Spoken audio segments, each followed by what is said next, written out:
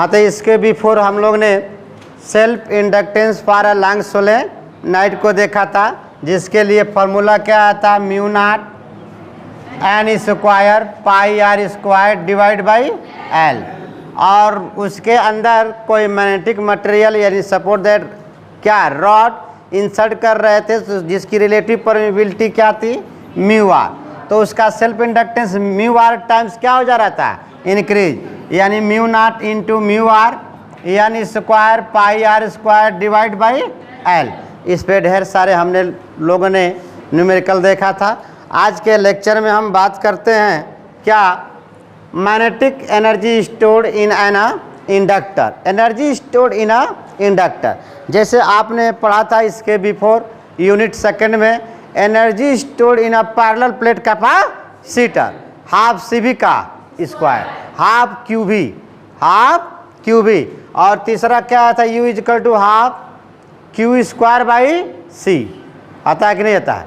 3 होता है फॉर्मूला, एक होता है U is equal to half CV का स्क्वायर, दूसरा होता है U is equal to half Q into B, तीसरा होता है U is equal to half Q square by C। ये energy stored in a parallel plate capacitor. But energy density in a parallel plate capacitor, कोई formula बोलेगा girls में? हाँ, boys में आप बताएंगे क्या था? देखिएगा, U से रिप्रेजेंट किया गया था, स्मॉल u से। इसका फॉर्मूला था half epsilon not into E का स्क्वायर। ये energy stored in a parallel plate capacitor, वहीं पर नीचे प्रूव कराया गया होगा, कहा गया होगा energy density is defined as the energy per unit volume, energy per unit volume. Same इसी तरह से यहाँ पर फॉर्मूला प्रूफ होगा, U इज इक्वल टू आपका B square upon 2 mu naught, B square upon 2 mu naught. वहाँ पर epsilon not होता है और यहाँ पर क्या होता है आपका म्यू नॉट। एप्सिलॉन नॉट बोले तो absolute permittivity of free space, और म्यू नॉट बोले तो आदर्श जी absolute permeability of free space, absolute निर्वात की विद्युतशीलता। यूनिट सेकंड में निर्वात की नहीं, यूनिट यहाँ पर यूनिट क्या है, ये 6 है ना, 6 चैप्टर है, और यूनिट क्या है ये भी पता नहीं है, 3rd है, 4th है ना, यूनिट 4th है। तो यहाँ पर mu naught absolute permeability of free space, निर्वात की विद्युतशीलता, epsilon naught absolute permittivity of free space, निर्वात की विद्युतशीलता। मैग्नेटिज्म में चुंबकशीलता और इलेक्ट्रोस्टैटिक्स में यूनिट सेकंड में विद्युतशीलता। तो आज इस पे हम बात करते हैं, देखिए कैसे फार्मूला प्रूफ होता है। नेक्स्ट देखा जाए, यहाँ पर देखिएगा, ठीक, कंसेप्ट समझिएगा। पहले देखिए, magnetic energy stored in an inductor और energy stored in a coil, 2 नामों से जाना जाता है। कितने नामों से जोया? 2 नामों से। पहला magnetic energy stored in an inductor और energy stored in a coil. तो इसकी डिफिनीशन कैसे याद करेंगे? इसकी डिफिनीशन आप कैसे याद करेंगे? तो कैपेसिटर क्या है, पहले आप बात याद रखिए जो इसके पहले बताया गया है। कैपेसिटर, कैपेसिटेंस क्या एक डिवाइस है, क्या है, एक डिवाइस है। कैसा डिवाइस है आदर्श जी?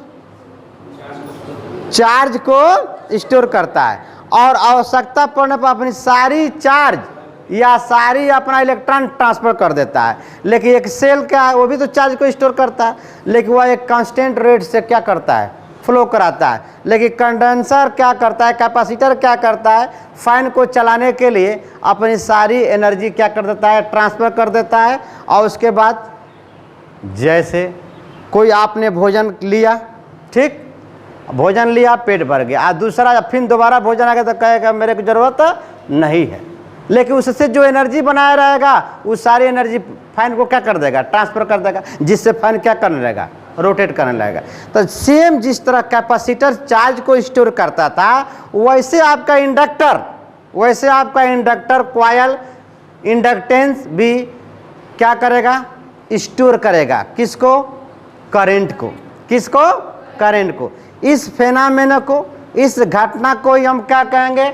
Energy stored in a coil.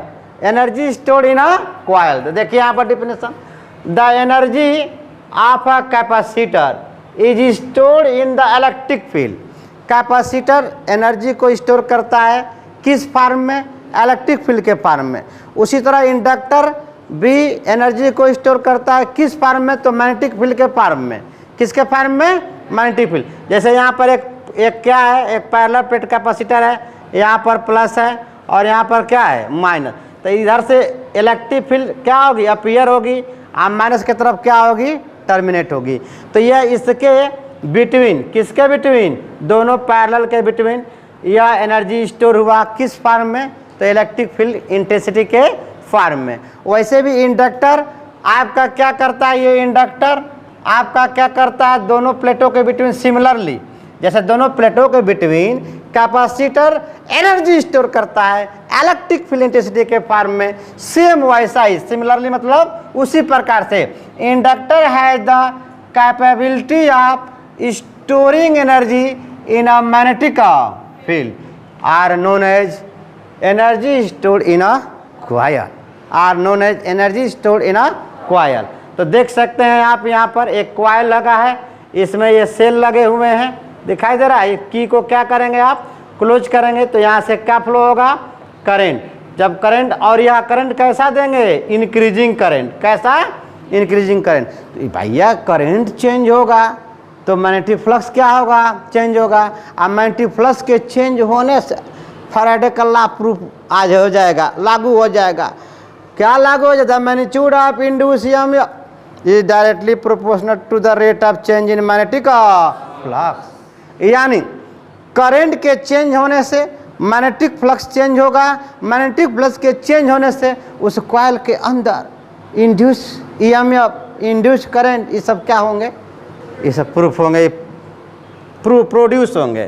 तो consider an inductor of inductance capital L connected across a battery when a current I is flowing through the inductor and EMF E is induced in it। यानी जब current flow करेगा तो उस coil के अंदर क्या produce हो जाएगा? Induce EMF. ठीक है। तो this induce EMF is given by, क्या लिखोगे? इज इक्वल टू माइनस, बोलिए, d phi upon d t. यही तो बात कहा गया था कि the rate of change in magnetic flux. लेकिन आपको इंड्यूस ईएमएफ का फार्मूला बताया गया था due to self inductance. Due to self inductance के फॉर्म में इंड्यूस ईएमएफ का फार्मूला बताया गया था, याद आ रहा होगा। तो यहाँ पर लिखेंगे O R induce EMF is equal to minus L D I upon क्या हो गया? D T. ठीक। लेकिन यहाँ पर ई, ये जो ई है या क्या करता है? डी आई का यानी करंट का क्या करता है? अपोज। अगर करंट इधर जा रही होगी ना तो इंड्यूस ईएमएफ किधर जाएगा? इधर जाएगा। बात समझ में आया? तो यहाँ पर लिखा गया है कि नेगेटिव साइन, देखिए मेरे बाबू भैया, नेगेटिव साइन सो दैट ई मतलब induce EMF opposite the flow of current in the inductor. जब इंडक्टर में करंट अगर लेफ्ट टू राइट जा रहा होगा तो इंड्यूस ईएमएफ किधर जाएगा? राइट टू लेफ्ट जाएगा। इतनी बात समझ में आया? बोलिए। तो here external voltage is EMF of the battery is equal to, यहाँ पर क्या लिख सकते हैं? माइनस ई। माइनस ई का मतलब क्या हुआ? करंट का क्या हुआ? अपोजिट। तो माइनस माइनस रखेंगे तो दुनिया से चला जाएगा। तो हैंस क्या लिखेंगे? Hence from equation first we get. तो इसको इक्वेशन क्या मान लेंगे आप? फर्स्ट मान लेंगे। क्या मान लेंगे? फर्स्ट। तो क्या लिख देंगे? ई इज इक्वल टू, बोलो, L into D I upon d T. अब बात को समझिएगा। सो the work done by the external voltage is given bye, आपने ये बैटरी लगाया तो यह एक्सटर्नल वर्क दिया, एक्सटर्नल एनर्जी दिया किसको? इंडक्टर को। किसको दिया? इंडक्टर को। तो जब यहाँ पर एक्सटर्नल बैटरी लगाएं तो यह बैटरी यानी यह ईएमएफ यानी यह सेल इसको वोल्टेज प्रोवाइड कर रहा है, यानी इसको एनर्जी दे रहा है। क्या दे रहा है? एनर्जी। तो सेम यहाँ पर बात को समझिए, जिस तरह से यहाँ पर आपने थोड़ा सा इसको मैं क्लीन करता हूँ। यहाँ पर देखिए, पहले समझिए, कंसिडर एन इंडक्टर। आप इंडक्टेंस क्या था? एल, और बैटरी क्या जोड़ा गया था? एक यहाँ पर, ठीक, फ्लो कर रहा था, सब कुछ हो रहा था, ठीक। तो यहाँ पर induce EMF is equal to minus L into D I upon क्या होगा? D T. इसको हम क्या मानेंगे? Equation first. अब यह क्या है? Negative sign. यह नेगेटिव साइन क्या रिप्रेजेंट करता है कि इंड्यूस ईएमएफ अपोज करेगा किसका? करंट का। तो इसलिए हम यहाँ पर लिख सकते हैं क्या? देखिए, external voltage is EMF of the battery, यानी इसका अपोजिट कर रहा है, और यही क्या है? यहाँ का ईएमएफ है। तो इसके जगह पर हम क्या लिखेंगे? E is equal to L into D I upon क्या लिख दिया हमने? D T. बोलो, बात समझ में आया? लेकिन ध्यान समझिए, so the work done by the external voltage is given by. तो यहाँ पर समझिए, जैसे मान लीजिए ये है एक प्लेट यानी एक कैपेसिटर, एक क्या है? कैपेसिटर। या एक मान लीजिए आपके घर की बैटरी है जो इन्वर्टर से क्या होता है? चार्ज होता है। तो जब चार्ज होता है इन्वर्टर से, इसको जब सप्लाई देंगे तो यह चार्ज होगा, तो तुरंत तो चार्ज हो नहीं जाएगा। आपका मोबाइल जो चार्ज करते हैं तो आपका 0 से परसेंटेज बढ़ते बढ़ते क्या होता है? फुली चार्ज लिख देता है, यानी 100% होता है। बोलो, या आपकी या मेरा ही 5 रोटी का खुराक है तो तुरंत 5 क्या कर लूँ? निगल नहीं जाऊँगा? कोई मैं मगरमच्छ तो हो नहीं, बोलो, कि निगल जाऊँगा? हाँ, तो ये क्या करूँगा? उसका छोटे छोटे पार्ट लेकर उसके बाद चबाते चबाते ऑसोफेगस के थ्रू लेके जाएंगे पेट के अंदर। बोलो, समझ में आया बात? तो सेम चीज़ ये कैपेसिटर है, यह जब चार्ज करेंगे इसको तो यह 0 से क्या होगा? Capital Q charge, capital Q charge. उसी तरह से इंडक्टर है, क्या है? इंडक्टर है। यह चार्ज, इसमें जब करंट फ्लो होगा तो 0, जब ऑन करेंगे तो 0 से आई ना होगा, 0 से क्या होगा? आई होगा। यानी इसको वर्क करेंगे। क्या करेंगे आप? वर्क करेंगे। तो वर्क डन का फॉर्मूला लिखेंगे, d W is equal to, भैया क्या होता है? ध्यान समझिए, V इज इक्वल टू डब्ल्यू अपन क्यू। तो W is equal to V into q होगा, लेकिन V के जगह पर हमने क्या लिया है? Induce EMF. तो इंड्यूस ईएमएफ इंटू क्या हो गया? D Q. बोलो, बात समझ में आया कि नहीं? बोलो, बात समझ में आया कि नहीं? अब ये ई की वैल्यू यहाँ पुट करोगे तो d W is equal to L into D I upon d t into क्या हो गया? D Q.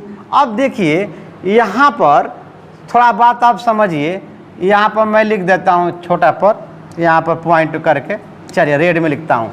ये देखिए, डी क्यू अपान डी टी क्या करंट हो सकता है? अरे बोलना, करंट हो सकता है। तो d W is equal to L into I into क्या हो गया? D I. इसको इक्वेशन क्या मान लेंगे? सेकेंड। ये इक्वेशन आपका क्या हो गया? सेकेंड। अब जैसे सेम बात, हाँ बोलिए, खड़े हो जाइए। थर्ड हो गया? अच्छा, इसको सेकेंड मान लिए हैं तो ये हो जाएगा थर्ड, कोई दिक्कत नहीं है, इसको आप थर्ड मान लें, ठीक। ये इक्वेशन थर्ड हो गया। अब देखिए ध्यान से समझिए, हमने क्या कहा? हाई कैपेसिटरवा जो है भैया, यह तुरंत चार्ज कैपिटल क्यू हो नहीं जाएगा। उसी तरह इंडक्टर जब ऑन करेंगे तो सबसे पहले इलेक्ट्रॉन और प्रोटॉन क्या करेंगे? एक डायरेक्शन में शिफ्ट होंगे और उसके बाद अपना मोशन करना स्टार्ट होंगे। और जब मोशन नहीं करेंगे तो करंट फ्लो नहीं करेगा। तो मोशन करने के लिए पाथ का क्लोज होना जरूरी है। क्लोज पाथ होना है, कोई दिक्कत तो नहीं है? हाँ, तो क्लोज पाथ होना जरूरी है। तो उसी तरह जब हम इसको जब एक्सटर्नल बैटरी जब देंगे तो यहाँ करंट स्टार्ट होगा और क्या माना जाएगा? 0 से आई, 0 से आई। तो total work done W supplied while the current increasing from 0 to final value of I. यानी यहाँ पर देखिए करंट इंक्रीजिंग हुआ कहाँ से कहाँ तक? 0 से आई तक, 0 से आई तक। इसका मतलब हमको छोटका से बड़ा लाना है तो जय भोले, जय भोले इंटीग्रेशन करेंगे। क्या करेंगे? कौन सा इक्वेशन है? थर्डवा को। किस इक्वेशन को इंटीग्रेशन करोगे? थर्ड को। तो इस इक्वेशन को आप क्या करेंगे? इंटीग्रेशन। तो इंटीग्रेशन आप बोलो बबुआ डी डब्ल्यू, बोलो इंटीग्रेशन आप D W is equal to क्या लिखेंगे? Integration L into I into क्या लिखोगे? D I. यल बताइए, यल बताइए, प्रोपोर्शनलिटी कांस्टेंट था N phi directly proportional to I, where L is a proportionality constant are known as coefficient of self inductance, are known as coefficient of, तो L is equal to n phi upon, बोलो सियाराम की जय, I नहीं n phi, L is equal to n phi upon I, weber per ampere over henry, oh henry. ठीक है। अब जब हमारा करंट जीरो था, यानी सर्किट क्लोज नहीं था, यानी की यहाँ पर की है ना, जब की क्लोज नहीं था उस समय करंट जीरो था, उस समय कोनो वर्क नहीं हो रहा था। आज जब हमने क्लोज किया तो करंट जीरो से क्या हो गया? आई हो गया, तो उस समय वर्क डन क्या हो गया? डब्लू। तो integration of D W is equal to W, वो मेरे डब्लू आ जाएंगे। अच्छा, upper limit minus lower limit यानी डब्लू अपान माइनस जीरो, तो डब्लू एन आएगा। अच्छा, ई एल क्या है बबुआ? कांस्टेंट है। अब इंटीग्रेशन करोगे आई इंटू डी आई, जहाँ से चलोगे वो लोअर, जहाँ पहुँचेगे वो अपर, अपर। अब यहाँ पर फार्मूला लगाओगे इंटीग्रेशन ऑफ एक्स का power n into d x. Formula होता क्या है बोलो? एक्स का power n plus one upon n plus one. तो यहाँ पर इंटीग्रेशन कर दोगे बच्चा, तो क्या आएगा? यल आई का पावर टू अपान टू, बोलो होगा कि नहीं? यहाँ जीरो हो जाएगा, यहाँ क्या हो जाएगा? आई। आगे बढ़ा जाए, कोई दिक्कत? अच्छा, तो अब ये कांस्टेंट टर्म में बाहर लोगे, तो मेरे डब्ल्यू इज इक्वल टू, बोलो ये होगा यल अपान टू, और यहाँ आ जाएगा आई का स्क्वायर माइनस जीरो का स्क्वायर, जीरो का स्क्वायर जीरो। तो मेरे डब्ल्यू कितना आ गया? बोलो वाल का हाफ यल आई का स्क्वायर। बोलो देखो वहाँ भी W, this W R stored in energy parallel plate capacitor क्या आया था?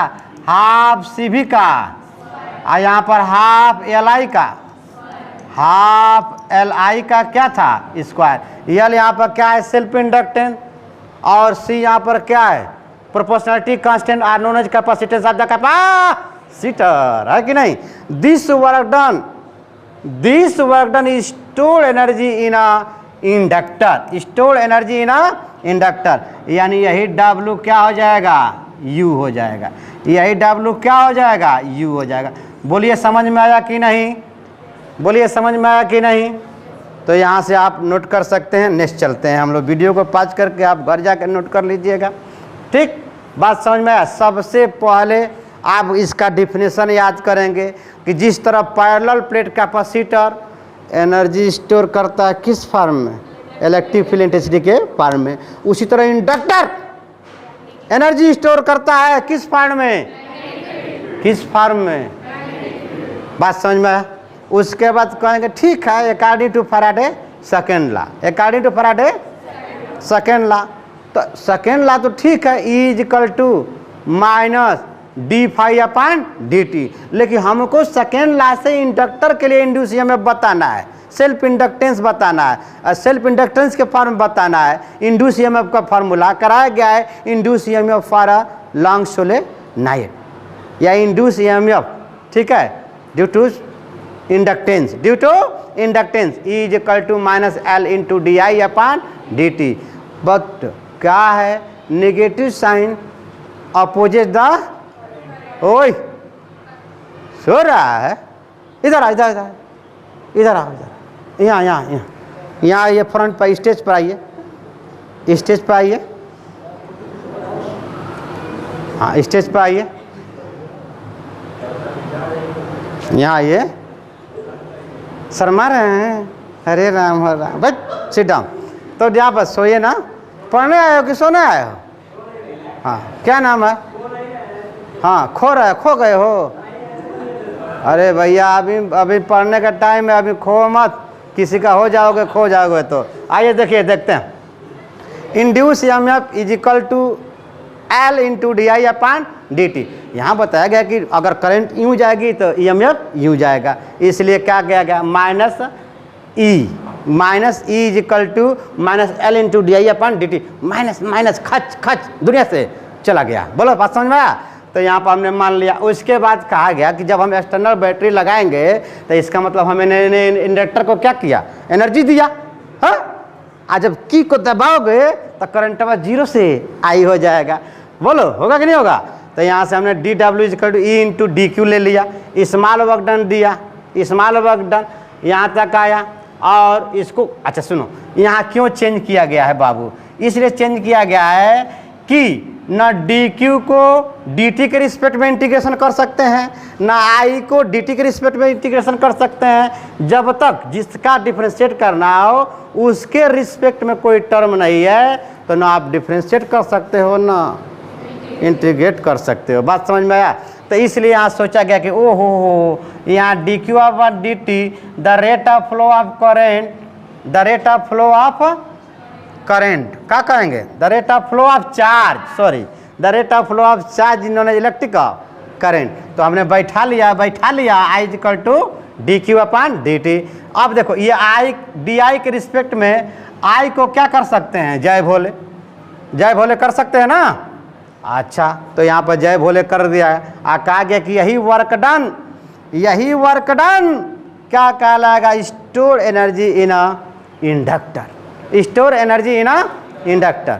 तो चलिए नेक्स्ट चलते हैं, जल्दी से हल्का नोट कर लीजिए, ठीक आए बात समझ में? चलिए नोट हो गया हो तो नेक्स्ट देखते हैं। ओ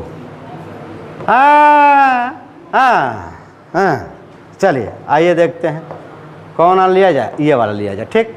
आइए देखिए, दिस वर्क डन, दिस कौना का बात कर रहा है भैया, ये W is equal to half L into I के स्क्वायर को बात कर। ये विजुअल है कि नहीं, हल्का देखो तो ये दिखता कि नहीं दिखता, देखिए वीडियो में, देखिए कैमरे में दिखता ना। तो देखिए कहा गया, किसको कहा जा रहा है, इसको, किसको कहा जा रहा है, इसको, ठीक। क्या कह रहा है कि this work done in increasing the current flowing through the inductor energy U in its magnetic field, ठीक। तो hence energy stored in the inductor is given by, यानी hence energy stored in the inductor is given by, बोलो क्या लिखेंगे, यही W क्या हो जाएगा, U हो जाएगा। U is equal to half L into I का स्क्वायर। तो यहाँ पर अब एक बात आपको समझना है नोट में, ठीक ना। नोट में क्या समझना है, नोट में क्या समझना है कि जब I, अच्छा इसी को हम W भी कहते हैं, जब I की वैल्यू कितना हो जाए, 1 एम्पियर, I की वैल्यू कितना हो जाए 1 ampere. If I is equal to, तो देन समझिएगा, देन क्या हो जाएगा, W इज इक्वल टू, बोलो L इंटू 1 का स्क्वायर अपन क्या हो गया 2, तो 1 का स्क्वायर 1, यानी इंडक्टेंस क्या हो जाएगा 2 टाइम्स हो जाएगा, इंडक्टेंस क्या हो जाएगा 2 टाइम्स हो जाएगा। तो the coefficient of self inductance is numerically equal to twice the work done in stabilizing the magnetic flux associated with the unit current in the circuit। बहुत पूछता है, जब कब वर्क डन 2 टाइम्स हो जाएगा सेल्फ इंडक्टेंस का, जब current 1 ampere हो जाएगा तब। किसके अंदर, इंडक्टर के अंदर, किसके अंदर, इंडक्टर के अंदर। ये बात समझ में आया कि नहीं आया, बोलिएगा। अच्छा अब देखिए थोड़ा सा बात को समझिएगा, चलिए आगे देखते हैं। यहाँ पर देखिएगा, ध्यान से समझिएगा, 3 मिनट लगेगा। देखिए energy store in the magnetic field is क्या आया था, U is equal to half L into I का energy store in a magnetic field. फिर magnetic flux density inside the solenoid carrying current I is, ये I है, carrying current I is क्या कह रहा है, magnetic flux density. Magnetic flux density को हम मैग्नेटिक फील्ड इंटेंसिटी लिख सकते हैं। मैग्नेटिक फील्ड इंटेंसिटी किसके? सोलेनोइड के कारण। तो क्या आएगा? B equal to mu naught N I upon L था कि नहीं था बताइए। तो यहाँ से देखिए ये मान लीजिए इक्वेशन फर्स्ट, ये क्या निकालना है? Expression for the magnetic energy density या energy stored per unit volume. Energy density या energy density, energy per unit, energy stored per unit volume. तो यहाँ से निकाल लेंगे O R I is equal to B L upon mu naught into N. ये हो गया इक्वेशन सेकेंड।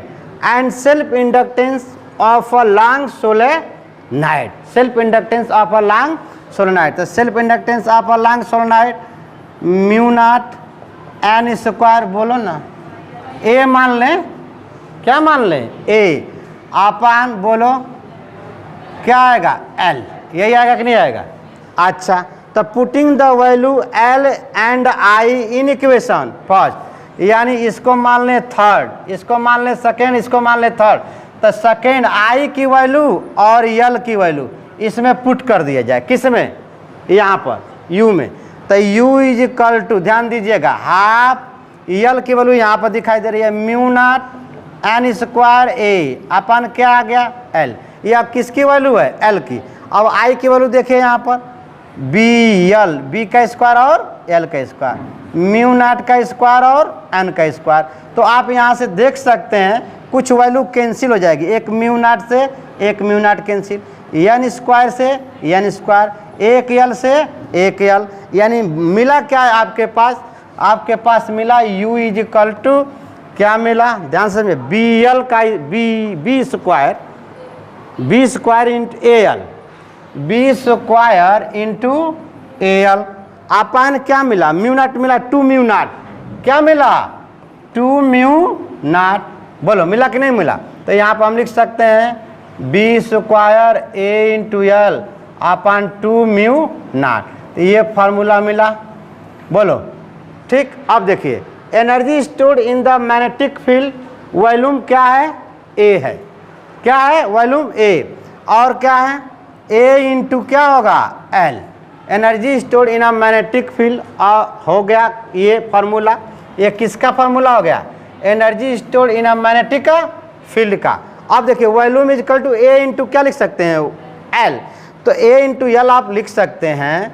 तो ध्यान दीजिएगा यहाँ पर energy stored per unit volume of a magnetic field